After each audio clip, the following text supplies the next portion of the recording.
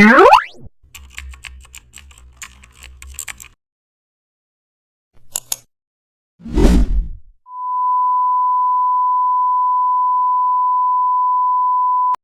digital visuals feel too flat, a well-crafted repeating texture can instantly add sophistication and depth that elevates the entire design.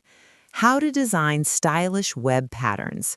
Open Adobe Photoshop and create a square canvas around 1500 by 1500 pixels so your pattern has enough space to tile smoothly. Select the shape or brush tool and draw a simple motif such as dots, lines, or small icons, keeping it centered and evenly spaced. Duplicate the motif using Ctrl+J and align copies with smart guides so spacing remains consistent. Choose subtle, web-friendly colors and adjust tones using adjustment layers rather than repainting elements.